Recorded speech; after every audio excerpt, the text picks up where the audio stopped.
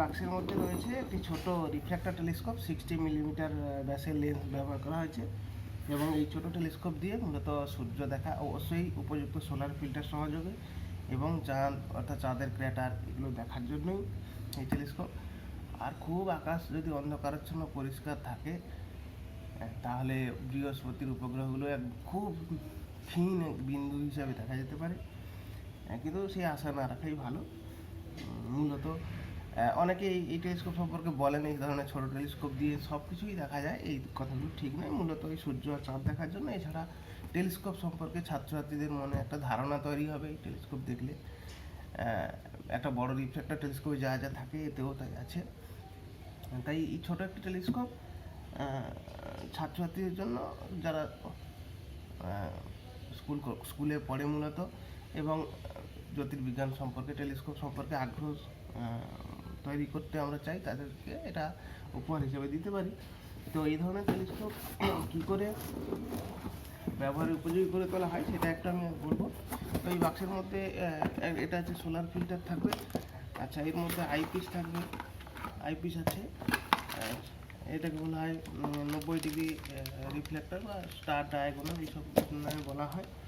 আচ্ছা এটা একটা ট্রাইপড কানেক্টর থাকবে আর ট্রাইপডের জন্য বেশ কিছু অংশ থাকবে। এই ধরনের তিনটে স্ক্রু আছে এর মধ্যে এবং এই অপটিক্যাল টিউব সহযোগে এই মাউন্ট এরকম সব কিছু একসঙ্গে আছে, ফাইন্ডাস্কোপের সঙ্গে আছে। তো এই টেলিস্কোপের প্রথমে কাজ হচ্ছে, এখানে কতগুলি লকিং সিস্টেম আছে। এই লকিং সিস্টেম হলে কি হয়, এই যে লক করে দিলে এটা এরকম ঘুরতে পারবে না, আনলক করে দিলে কিন্তু এটা এই ঘুরতে পারছে। এটাও একইভাবে এটা এদিকে ঘুরতে পারবে আনলক অবস্থায়, লক করে দিলে ঘুরতে পারবে না এটা। তো প্রথমে যেটা কাজ হবে সেটা হচ্ছে এই যে এর মধ্যে যে থাকা ট্রাইপডের এই যে অংশগুলো, বিশেষ করে যে একদিকে সিস্টেম আছে বুঝতেই পারা যাচ্ছে এবং একদিকে নাট লাগানো আছে, আর এই উল্টো দিক থেকে এই স্ক্রুটা দিয়ে এই যে তিনটে অংশ আছে তিনটে অংশের মধ্যে একটু লাগিয়ে নিতে হবে এবং সেটা বেশি সময় লাগবে না, দেখলেই বুঝতে পারা যাচ্ছে যে স্ক্রুড্রাইভার হলে ভালো হয়। না হলে এর সঙ্গে একটা ওয়াশার দেওয়া থাকবে, তো ওয়াশার দিয়ে পরে একটু টাইট দিয়ে দিতে হবে। ওয়াশারটার মধ্যেই আছে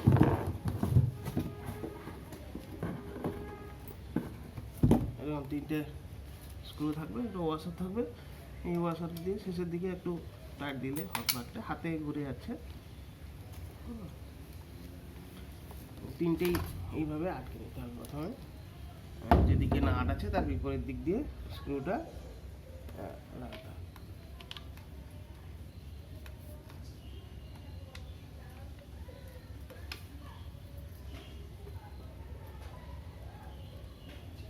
এটা যেহেতু একটা টেবিল টপ রিফ্লেক্টর টেলিস্কোপ হচ্ছে, অর্থাৎ টেবিলের উপর রেখে দেওয়া যায়, টেবিলের উপর রেখে ব্যবহার করা যায়, ফলে এটা পার্মানেন্টভাবে করে রাখাও যায়। তবে কোনো অসুবিধা নেই, এটা 1-2 মিনিট এইভাবে লাগিয়ে দিলেই ঝামেলা মিটে যাবে।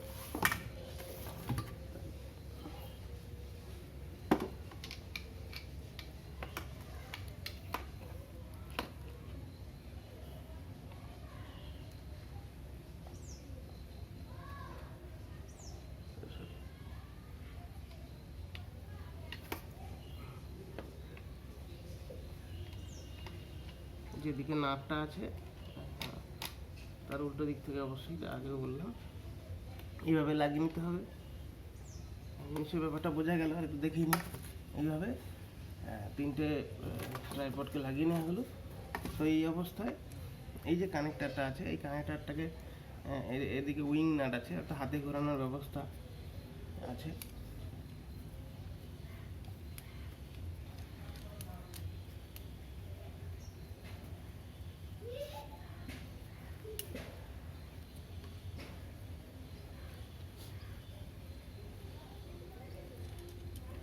তো এবারে এই যে একটু বাঁক করা আছে চারদিকে, 3 দিকে বাঁকিয়ে দেওয়া আছে, তো 3 দিকে এই বাঁকটা উপরের দিকে রেখে এই তিনটে যে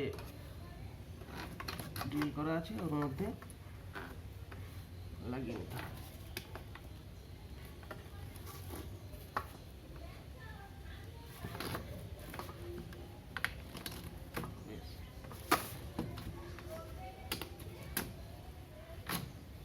তিনটে একসঙ্গে লাগাতে হলে কোনো একটা শেষে দিয়ে একটু চাপ দিতে হবে একটু। তো যাই হোক এভাবে খুব সহজে হয়ে যাবে জিনিসটা। ব্যাস এই যে দিয়ে দিলাম, এরপরে এই টাইপড আর কোনো সমস্যা নেই। টাইপডটি একদম শক্তপোক্ত একটি সিস্টেমে রূপ নিল। আচ্ছা, এখানে প্রথমে থেকে লক থাকলে ভালো হতো, এই পড়ে যেত না একদম। তাহলে এটা একটা টেবিল টপ রিফ্র্যাক্টর টেলিস্কোপ হয়ে গেল।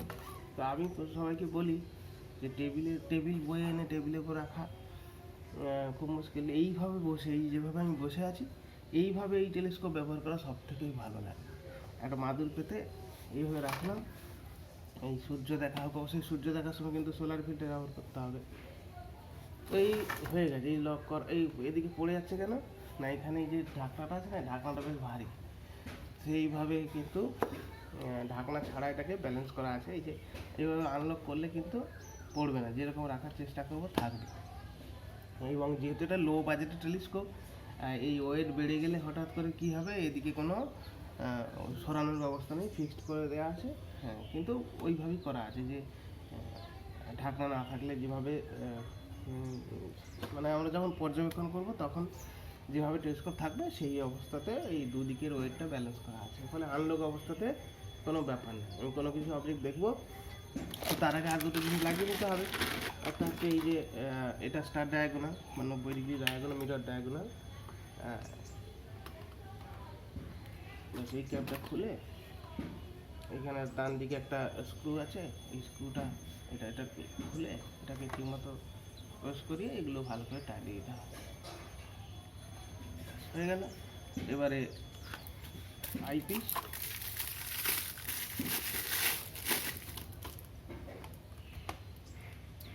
দিয়ে দিলাম টেলিস্কোপের কাছে।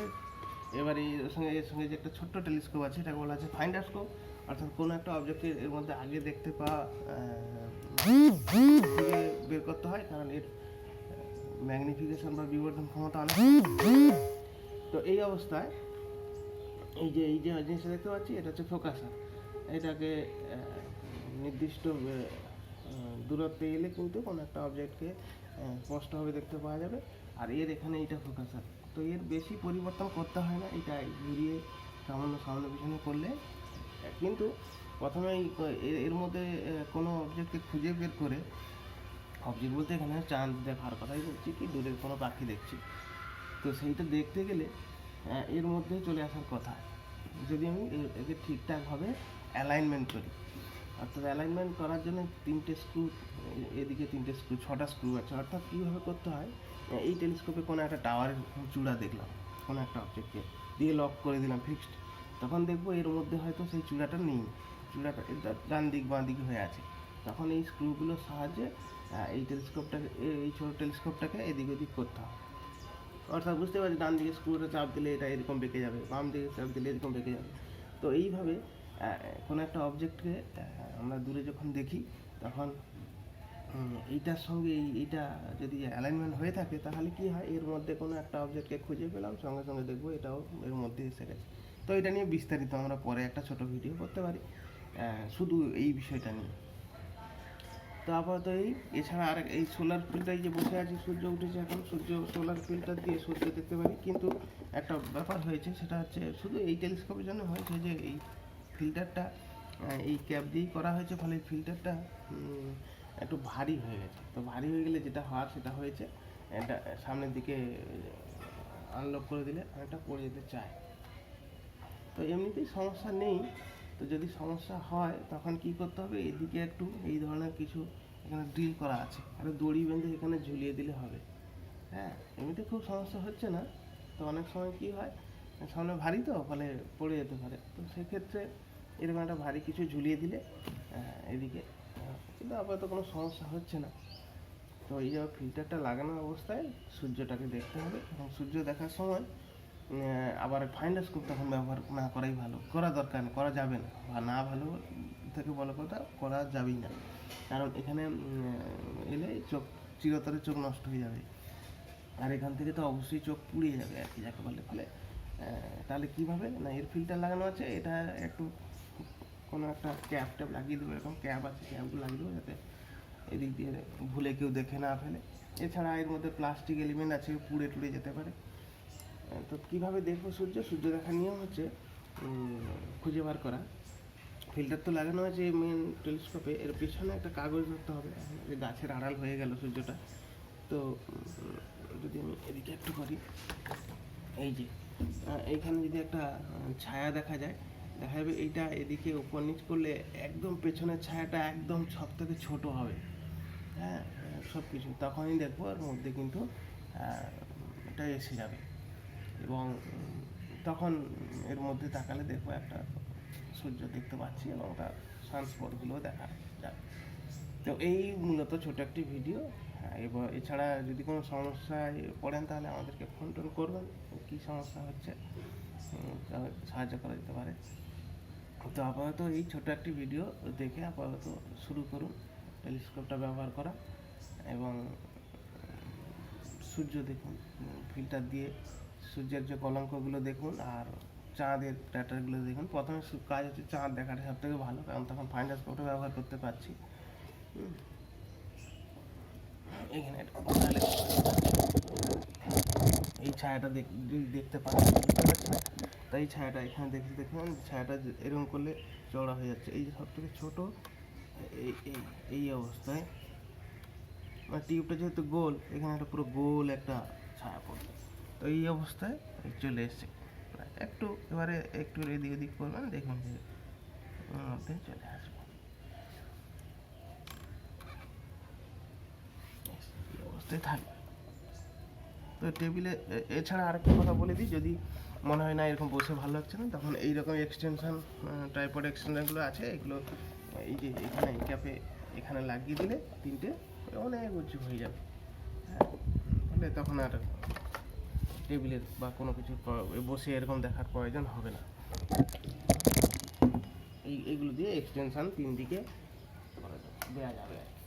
কত লম্বা হয়ে যাচ্ছে বুঝতেই পারছি, অনেক লম্বা হয়, তখন আর ওই বসে বা টেবিলের প্রয়োজন নেই। তবে অবশ্যই লম্বা যখন হয়ে যাবে তার স্টেবিলিটি একটু হলেও কম হবে। কত লম্বা হয়ে গেলে বুঝতে পারছি। তো এই ছিল ছোট্ট একটা ব্যাপার টেলিস্কোপ নিয়ে, আপনারা দেখুন কতটা কী করতে পারে। ধন্যবাদ।